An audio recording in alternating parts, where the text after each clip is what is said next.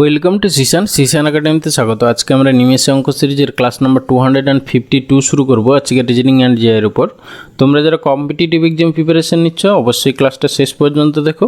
এই টাইপের রিজনিংয়ের কোশ্চেন তোমরা পরীক্ষা পাবে, বিশেষ করে আপকামিং WBCS বলো বা হচ্ছে SSC CGL CHSL MTS সেই সমস্ত পরীক্ষায়, বা হচ্ছে ওয়েস্ট বেঙ্গল পুলিশ কলকাতা পুলিশের এক্সাম যারা দিচ্ছ তাদেরকে বলবো অবশ্যই ভিডিওটা শেষ পর্যন্ত দেখো। ওকে, আজকে যে কোশ্চেনগুলো আমরা ক্লাসে রেখেছি সেটা হচ্ছে গিয়ে দেখো, প্রথমে হচ্ছে গিয়ে এইটা আছে দেখো অ্যানালজির কোশ্চেন, নেক্সট আছে এটা হচ্ছে গিয়ে তোমার ব্লাড রিলেশনের কোশ্চেন, থার্ড আছে হচ্ছে গিয়ে তোমার ক্লকের কোশ্চেন, তারপরে এটাও অ্যানালজির কোশ্চেন, নেক্সট এটা হচ্ছে ক্লকের কোশ্চেন, এটা হচ্ছে গিয়ে তোমার বুঝতেই পারছো নাম্বার সিরিজ, নেক্সট হচ্ছে এটা একটা পাজেলের কোশ্চেন, তারপরে হচ্ছে কোশ্চেন নাম্বার 8 এটা হচ্ছে ডিরেকশন টেস্টের কোশ্চেন, এটা হচ্ছে গিয়ে তোমার লজিক্যাল ভেন ডায়াগ্রাম বলতে পারো, বা হচ্ছে গিয়ে এটা স্টেটমেন্ট অ্যাজাম্পশন কনক্লুশন সেরকম টাইপের কোশ্চেন, অ্যান্ড লাস্ট এটাও অনেকটা অ্যানালজির কোশ্চেন।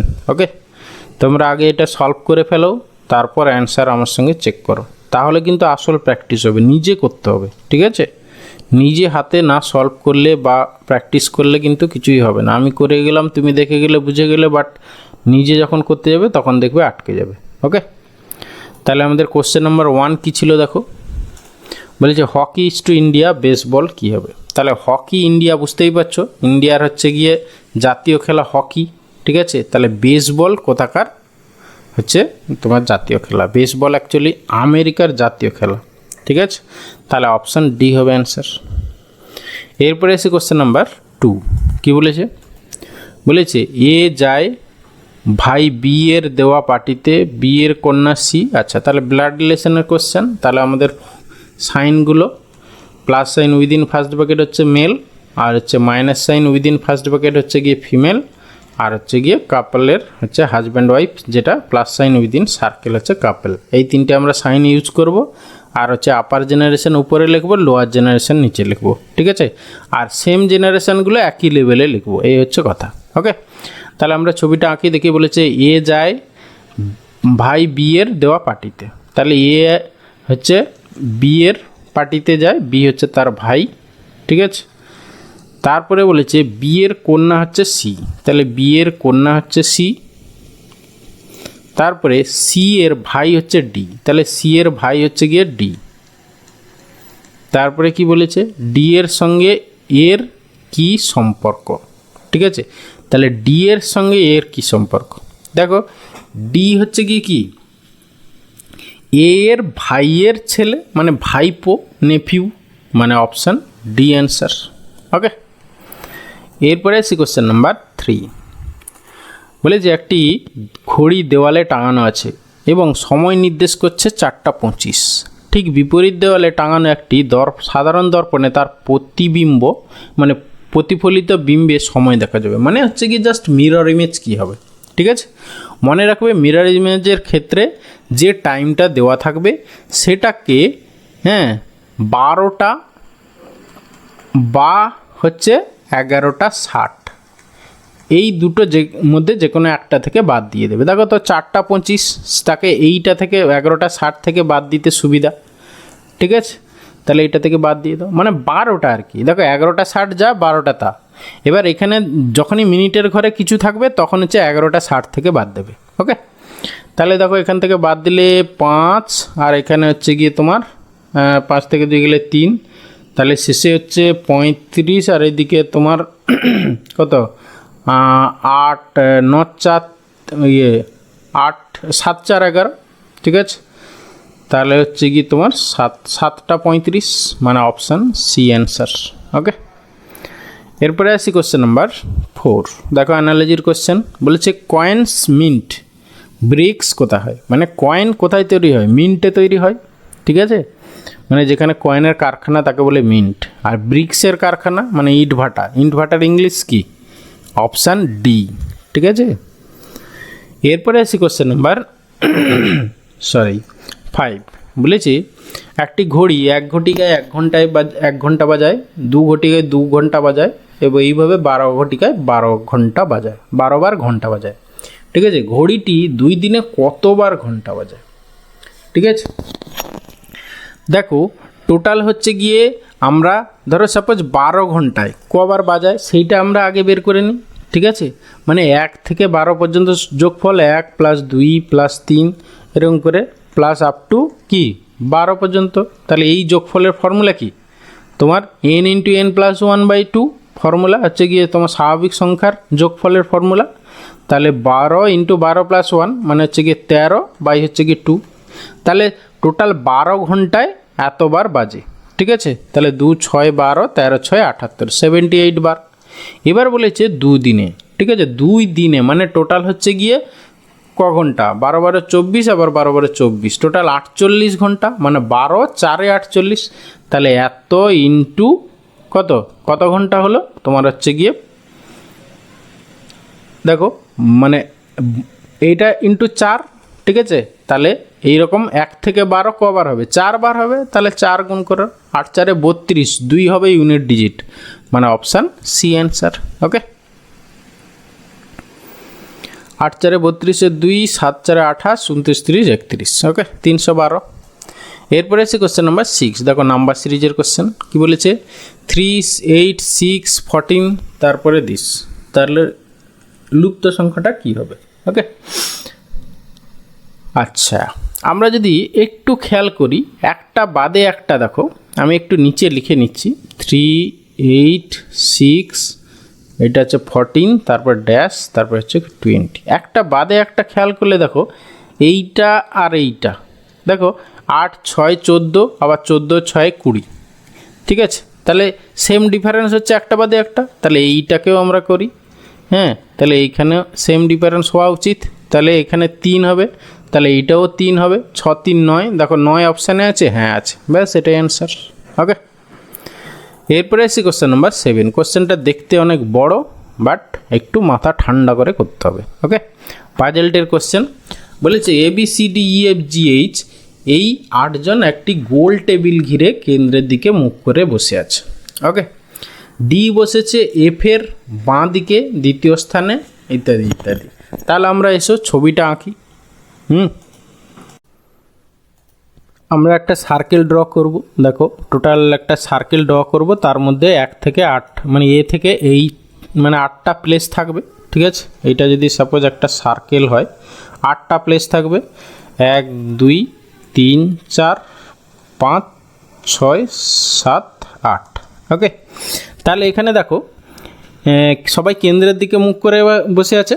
ঠিক আছে, এবার হচ্ছে ডি বসেছে এফের বাঁ দিকে দ্বিতীয় স্থানে, তাহলে যে কোনো একটা জায়গায় ডি বসিয়ে দাও। তাহলে সাপোজ ডিকে এখানে বসালাম, বলেছে এফের বাঁ দিকে দ্বিতীয় স্থানে, তাহলে এফকে এখানে বসাতে হবে। তাহলে দেখো এফের বাঁ দিকে দ্বিতীয় স্থানে হচ্ছে ডি বসছে।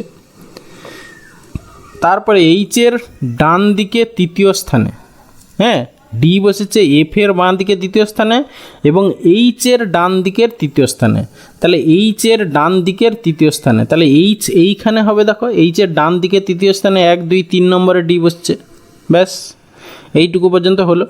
তারপরে এ বসেছে এফের ডান দিকে দ্বিতীয় স্থানে, তাহলে এফের ডান দিকে দ্বিতীয় স্থানে বসছে এ। এবারে দেখো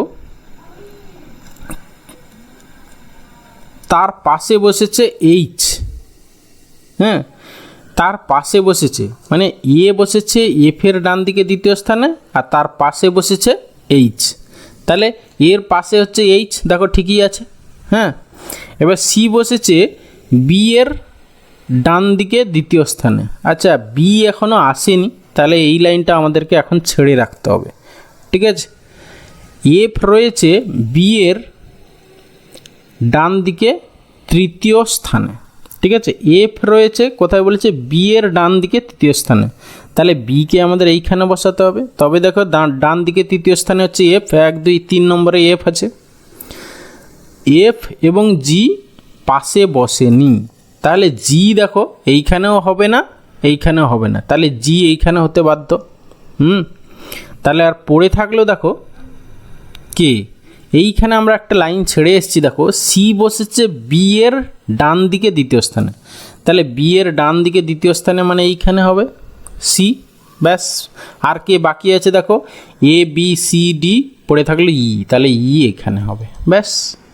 তাহলে উপরে তথ্য অনুসারে এর ঠিক বাঁ দিকে কে বসে আছে, এর ঠিক বাঁ দিকে দেখো ই বসে আছে, তাহলে অপশান বি অ্যান্সার। ওকে, জাস্ট ঠান্ডা মাথায় করলে কোশ্চেনটা, হ্যাঁ পাজেল থাকবে না, খুব ইজি হয়ে যাবে। ওকে, এরপরে এসে কোশ্চেন নাম্বার 8 কি বলেছে, সূর্যাস্তের পূর্বে একদিন সায়াহ্নে, হ্যাঁ, দুই বন্ধু অজয় এবং অমল মুখোমুখি হয়ে পরস্পরের সঙ্গে কথা বলছিল। দেখো এইখানে একটা কথা বলা হচ্ছে সূর্যাস্তের পূর্বে, তাহলে হচ্ছে কি সূর্যাস্তের পূর্বে ছায়াটা কোন দিকে পড়বে সেটা ভালো করে মনে রাখতে হবে।